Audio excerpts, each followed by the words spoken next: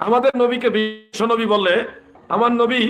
এই যে উনি প্রথমেই বললেন যে আমার নবী, এই আমার নবী কথাটা বলাই হচ্ছে শিরক। এটা আপনাদের খুব ভালো করে বোঝা দরকার।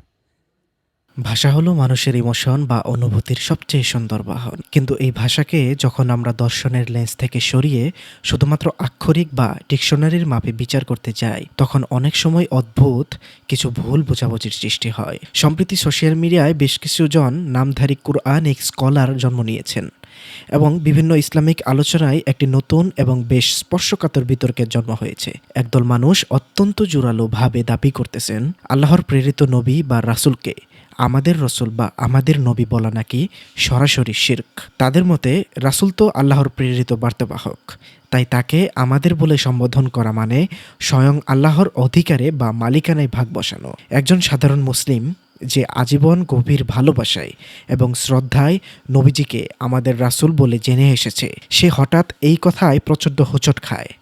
মনে একটা ভয় আর কনফিউশন জাগে। সত্যি কি আমরা ভালোবাসতে গিয়ে নিজেদের অজান্তেই শিরক করে ফেলছি? আজকের পর্বে আমরা কাউকে আক্রমণ করব না, কোনো অহেতুক তর্কে জড়াবো না, কাউকে ছোট করাও আমাদের উদ্দেশ্য নয়। আজ আমরা অত্যন্ত শান্ত মস্তিষ্কে ভাষার বেসিক বিজ্ঞান এবং সরাসরি পবিত্র কোরআনের আলোতে এই দাবিটির একটি লজিক্যাল অ্যানালাইসিস করব। আমরা দেখব এই দাবিটির পেছনে যুক্তিটা ঠিক কতটুকু মজবুত, আর পবিত্র কোরআন আসলে এই সম্পর্কটাকে কিভাবে ডিভাইন বা সংজ্ঞায়িত করেছে। চলুন সত্যের একদম কাছাকাছি যাওয়ার জন্য প্রথমে তাদের যুক্তিগুলো মন দিয়ে শোনা যাক।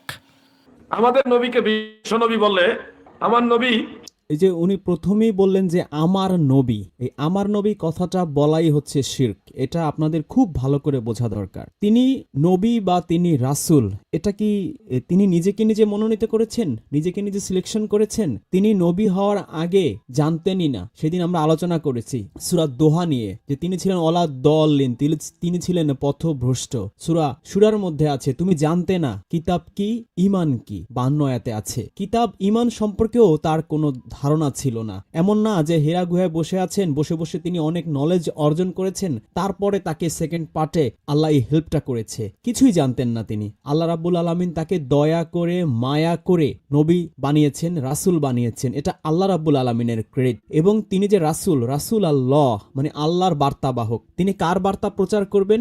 আল্লাহর বার্তা প্রচার করবেন। সুতরাং তিনি হচ্ছেন আল্লাহর রাসূল। তো আমি যদি বলি আমার রাসূল, আমার নবী, এটা চরম ধৃষ্টতা। আমি রীতিমতো আল্লাহর সাথে চ্যালেঞ্জ করছি। আল্লাহ দাবি করছেন আমার রাসূল আমার বার্তা বহন করবে, আর আমার রাসূল বলে আমি বোঝাতে চাচ্ছি যে না, আল্লাহ সে তোমার রাসূল না, আমার রাসূল আমার বার্তা বহন করবে, অথবা আমার নবী আমার সংবাদ বহন করবে। দিস ইজ রিডিকিউলাস এবং ভয়ঙ্কর শিরক। এটা আপনাদের বুঝতে হবে।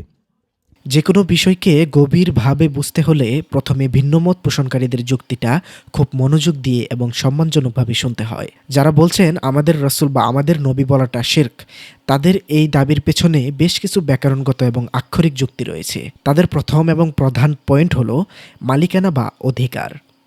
তারা বলেন রাসূলুল্লাহ সাল্লাল্লাহু আলাইহি সাল্লামকে কে পাঠিয়েছেন? মহান আল্লাহ তাআলা। সুতরাং যিনি পাঠিয়েছেন প্রেরিত ব্যক্তির উপর সম্পূর্ণ অধিকার বা সম্পৃক্ততা কেবল তারই, তাই তিনি আল্লাহর রাসূল। আর রাসূল শব্দটার অর্থটাই তো বার্তাবাহক। কার বার্তাবাহক? আল্লাহর বার্তাবাহক। তাই আমরা যদি বলি যে আমাদের রাসূল, তখন অর্থ কি দাঁড়াবে? অর্থ দাঁড়াবে আমাদের বার্তাবাহক।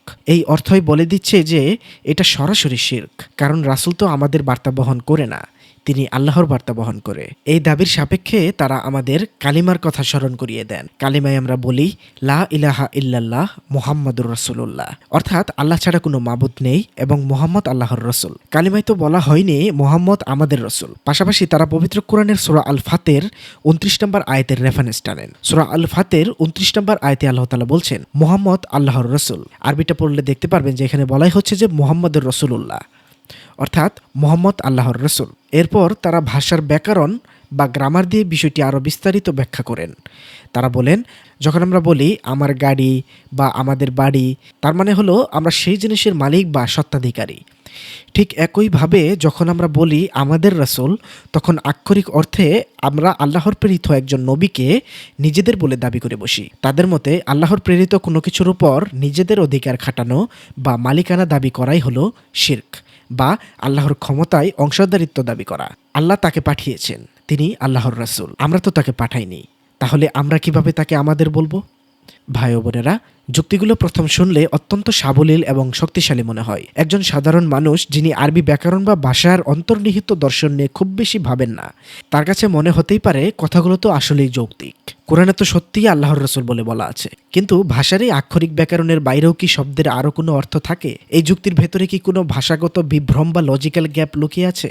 ভাই ও বোনেরা, যারা ব্যাকরণের এই দিকটি তুলে ধরেছেন তাদের চিন্তা ভাবনাকে সম্মান জানিয়েই আসুন আমরা ভাষার একটা খুব সাধারণ কিন্তু গভীর মনস্তত্ত্ব বোঝার চেষ্টা করি। ভাষাবিজ্ঞানে বা সাধারণ ব্যাকরণে আমার বা আমাদের শব্দটা কি সবসময় শুধুমাত্র মালিকানা বা সত্ত্বাধিকার বোঝাতেই ব্যবহৃত হয়? একটু ভেবে দেখুন, আমরা যখন বলি আমার মা অথবা আমাদের জন্মভূমি, তখন এর অর্থ কি দাঁড়ায়? এর মানে কি এই যে আমরা আমাদের মাকে সৃষ্টি করেছি, কিংবা আমরা এই গোটা দেশের একক মালিক?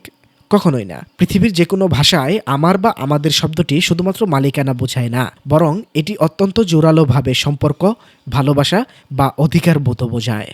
আমার মা বলতে আমার মায়ের সাথে আমার নারীর সম্পর্ক এবং আত্মার বাঁধনটিকে বোঝায়। ঠিক একইভাবে একজন মুসলিম যখন পরম মমতায় আল্লাহর রসুল বলেন, তখন তিনি কোনোভাবেই নিজেকে স্রষ্টার সমকক্ষ ভেবে মালিকানা দাবি করেন না। তিনি বরং উম্মত হিসেবে নবীর সাথে তার যে আত্মিক সম্পর্ক, যে অকৃত্রিম ভালোবাসা, সেটাই প্রকাশ করেন। এবার আসুন রাসূল বা বার্তাবাহক শব্দটির মূল সংজ্ঞায়। একজন বার্তাবাহকের কাজের দুটি প্রান্ত থাকে, একজন যিনি পাঠান অর্থাৎ প্রেরক, এবং যাদের কাছে পাঠানো হয় অর্থাৎ প্রাপক। মহান আল্লাহ তাকে মনোনীত করেছেন এবং পাঠিয়েছেন, তাই প্রেরক বা উৎস হিসেবে তিনি নিঃসন্দেহে এবং সুনিশ্চিতভাবে আল্লাহর রসুল। কিন্তু তিনি কার কাছে বার্তা নিয়ে এসেছেন? আল্লাহ তাকে কাদের পথ প্রদর্শক হিসেবে পাঠিয়েছেন? মানবজাতির কাছে, আমাদের কাছে। তাই প্রাপক বা গন্তব্যের দিক থেকে এবং উম্মতের সাথে সম্পর্কের জায়গা থেকে তিনি গভীরভাবে আমাদের সাথে যুক্ত। সুতরাং ভাষাগত বা যৌক্তিক দিক থেকে আমাদের রাসূল বলাটা কোনোভাবেই শিরক বা অংশীদারিত্বের দাবি করা নয়, বরং এটি একটি পবিত্র আত্মিক সম্পর্কের স্বীকৃতি। তবে ইসলামে তো শুধু যুক্তি বা ভাষাতত্ত্ব শেষ কথা নয়, আমাদের চূড়ান্ত মাপকাঠি হলো পবিত্র কুরআন। আল্লাহ তাআলা স্বয়ং কোরআনে রাসূলের সাথে আমাদের এই সম্পর্কটাকে কিভাবে সংজ্ঞায়িত করেছেন? তিনি কি নিজের রাসূলকে আমাদের সাথে সম্পৃক্ত করেছেন? আসুন পরের অংশে আমরা সরাসরি কোরআনের আয়াত থেকেই এই প্রশ্নের সবচেয়ে সুন্দর এবং অকাট্য উত্তরগুলো খুঁজি।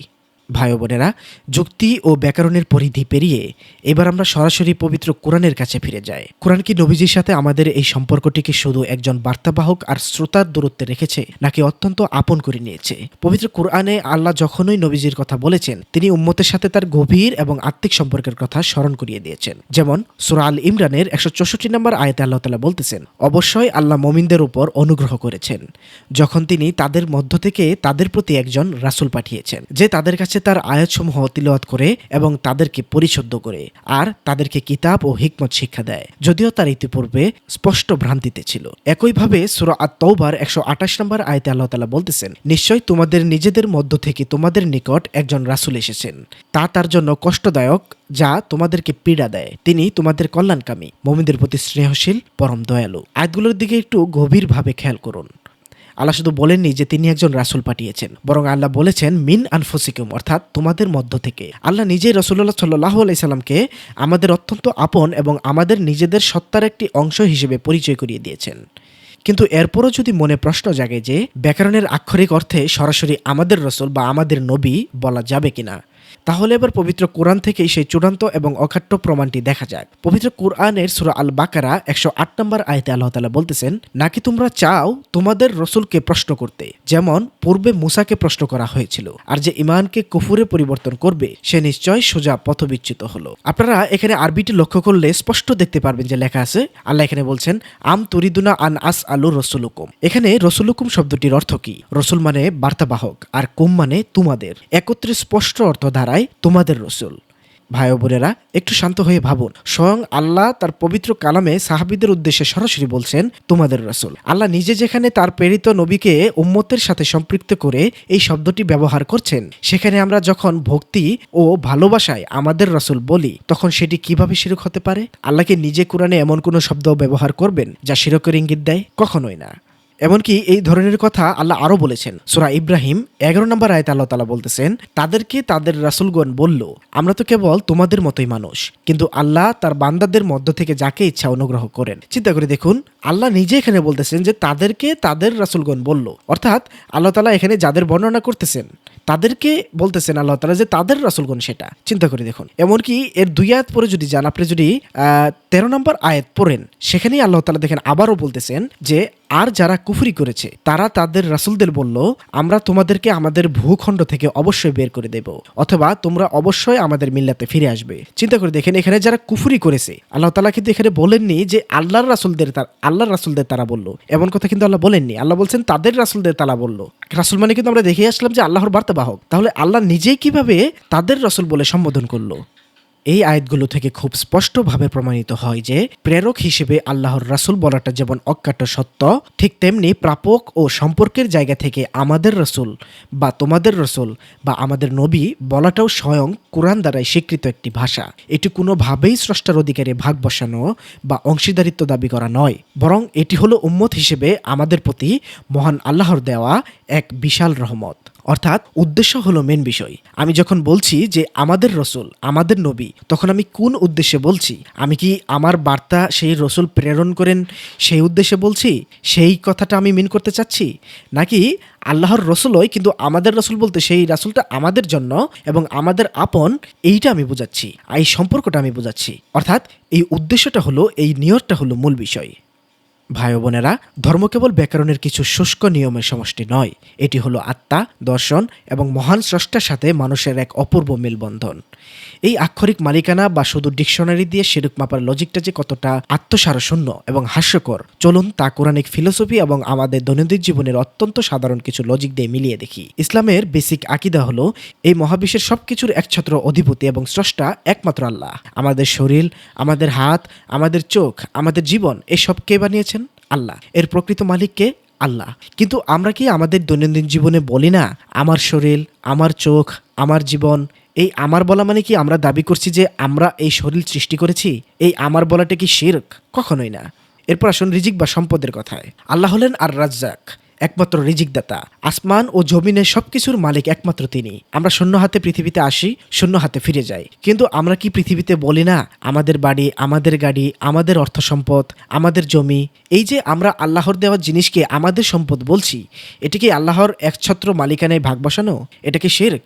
সবচেয়ে অবাক করা বিষয় হলো স্বয়ং আল্লাহ পবিত্র কুরআনে অসংখ্য জায়গায় মানুষের সম্পদকে মানুষের সাথে জুড়ে দিয়েছেন। সূরা আল বাকারার 266 নম্বর আয়াতে আল্লাহ তাআলা বলতেছেন, হে মুমিনগণ, তোমরা ব্যয় করো উত্তম বস্তু যা তোমরা অর্জন করেছো, এবং আমি জমিন থেকে তোমাদের জন্য যা উৎপন্ন করেছি তা থেকে, এবং নিকৃষ্ট বস্তুর ইচ্ছা করো না যে তা থেকে তোমরা ব্যয় করবে, অথচ চোখ বন্ধ করা ছাড়া যা তোমরা গ্রহণ করো না।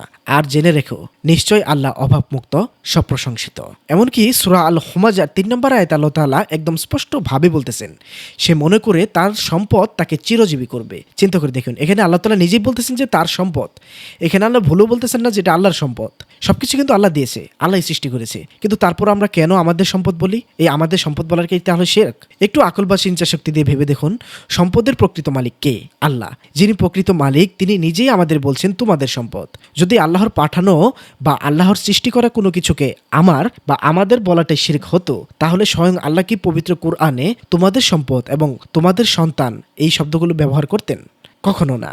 এখান থেকে ভাষার একটি অত্যন্ত নিখুঁত এবং অকাট্য লজিক প্রমাণিত হয়। আল্লাহ যখন কোনো কিছুকে আমাদের বলেন কিংবা আমরা যখন কোনো কিছুকে আমাদের বলি, তার মানে এই নয় যে আমরা ওই বস্তুর চষ্টা হয়ে গেছি বা আল্লাহর সমকক্ষ হয়ে গেছি। এর মানে হলো আল্লাহ পরম করুণায় সেই বিষয়টির সাথে আমাদের একটি গভীর সম্পর্ক, একটি অধিকার বা একটি দায়িত্ব জুড়ে দিয়েছেন। সম্পদ হলো আমাদের দায়িত্ব, আর রাসূলুল্লাহ সাল্লাল্লাহু আলাইহি সাল্লাম হলেন উম্মত হিসেবে আমাদের জন্য পাঠানো আল্লাহর সবচেয়ে বড় রহমত। আমরা যখন পরম শ্রদ্ধায় নবীজি সাল্লাল্লাহু আলাইহি সাল্লামকে আমাদের রসুল বলি বা আমাদের নবী বলি, তখন আমরা কোনো আক্ষরিক মালিকানা বা আল্লাহর ক্ষমতায় অংশীদারিত্ব দাবি করি না। আমরা দাবি করি উম্মত হিসেবে তার প্রতি আমাদের অকৃত্রিম ভালোবাসা এবং আত্মিক সম্পর্কের।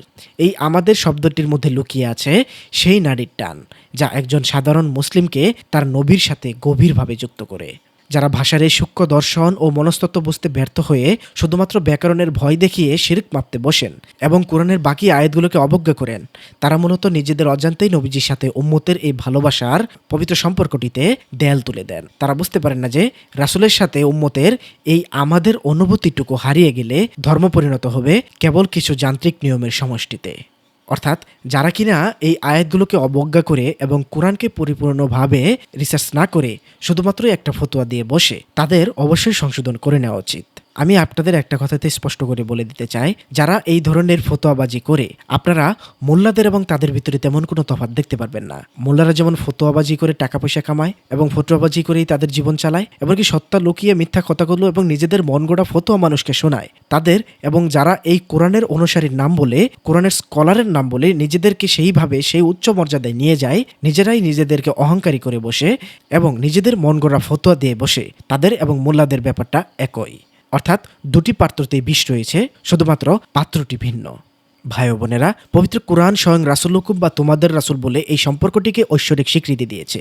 তাই আসুন আমরা কোরআনকে শুধু এর আক্ষরিক অনুবাদ দিয়ে নয়, বরং এর মূল দর্শন, প্রজ্ঞা এবং আমাদের আকল বা চিন্তা শক্তি দিয়ে বোঝার চেষ্টা করি। শব্দের ফাঁদে পড়ে যেন আমরা আমাদের প্রিয় নবীর প্রতি ভালোবাসার অধিকারটুকু হারিয়ে নিয়ে ফেলি।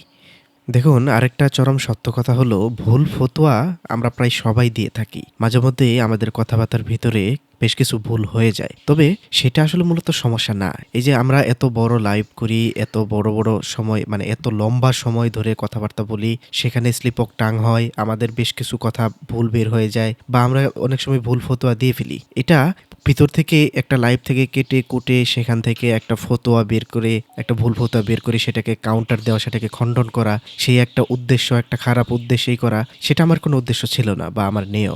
আমি একমাত্র এই বিষয়টা নিয়ে কেন কথা বললাম, কারণ এই বিষয়টা এমন একটা বিষয় হয়ে উঠেছে যে সবার মাঝে এই ফতোয়াটা ছড়াই পড়ছে। যদি এমন হতো যে এমন একটা ভুল ফতোয়া যেটা কিনা কারো কাছে ছড়ায়নি বা মানুষ সেটা বুঝিয়ে গেছে যে এটা একটা স্লিপ অফ টাং, মানে মুখ থেকে বের হয়ে গেছে, যার জন্য এরকম বলা হয়েছে, তো মানুষ যদি এটা আমলে না নিত, কিন্তু মানুষের ভিতরে এখন আকীদার পরিবর্তন হয়ে গেছে এই বিষয়টা নিয়ে, যার জন্য আর কি এই বিষয়টা নিয়ে আমার ভিডিও করা। তবে আমরাও ভুল করি, আমারও যদি লাইভে কেটে কেটে খুঁজে পান যে অনেক ভুল কথা বলেছি, সেগুলো আমাকে ধরিয়ে দিলে অবশ্যই আমি সেগুলো সংশোধন করে ফেলবো, এবং আমি বেশ কিছুগুলো সংশোধনও করে ফেলেছি। আমার জীবনে এমনও লাইভ, এমনও ভিডিও রয়েছে যেগুলো আমি অলরেডি প্রাইভেট করে ফেলেছি, কারণ সেগুলো তো আমার ভুল কথাবার্তা রয়েছে। তো এরকম বিষয়টা হলো এরকম, তো ভুল হয়ে গেলে সেটা সংশোধন করারও মানসিকতা থাকতে হয়। তবে এই জন্যই বলবো যে ভিতর থেকে একটা কথা কোট করে নিয়ে একটা ভিডিও বানিয়ে দিলাম, এই একটা বিষয় আমার মাথাতে আসবে বা আমি এরকম একটা উদ্দেশ্যই করবো, সেই উদ্দেশ্যে আমার এই ভিডিওটা করা নয়। একমাত্র আমার ভিডিও বানানোর উদ্দেশ্যটা হলো কারণ এটা মানুষের মধ্যে ছড়াই পড়ছে। আমি বিভিন্ন গ্রুপে দেখতেছি, বিভিন্ন হোয়াটসঅ্যাপ গ্রুপে দেখতেছি, বিভিন্ন জায়গায় ভিডিওতে দেখতেছি মানুষ বলতেছে যে আমাদের রাসূল, আমাদের নবী বলা শিরক। এই জন্য আর কি মূলত এই ভিডিওটা তৈরি করা। অর্থাৎ এমন কোনো কথা যদি সমাজের উপর ইফেক্ট পড়ে যায়, তখন সেটা নিয়ে আসলে কথা বলা যায়, কিন্তু ভিতর থেকে একটা কথা কুট করে শুধুমাত্র যেটা সমাজে কোনো ইফেক্টই পড়তেছে না, কিন্তু আমার কারণে ইফেক্ট পড়ে গেল, এমন কিছু মানে আমি চাই না। এক কথায় আল্লাহর রসুলকে আমাদের রসুল বলা যাবে, কিন্তু সেটা শিরক নাকি শিরক নয়, সেটা একমাত্রই নির্ভর করবে আপনার মিনিংয়ের উপর, আপনার উদ্দেশ্যের উপর। আপনি মূলত কি মিন করতে চাচ্ছেন আমাদের রসুল বলে? আপনি কি বলতে চাচ্ছেন যে আমাদের রসুল মানে হলো আমার বার্তাবাহক, নাকি আপনি বোঝাতে চাচ্ছেন আমাদের রসুল মানে হলো আমাদের জন্য রাসূল, অর্থাৎ আমাদের আপন রসুল? ভাই বোনেরা, আমি সঞ্জিত আজ এখানেই বিদায় নিচ্ছি। দেখা হবে আগামী পর্বে নতুন কোনো সত্যের সন্ধানে। সবাই ভালো থাকবেন এবং চিন্তা করবেন। সবাইকে সালামুন আলাইকুম।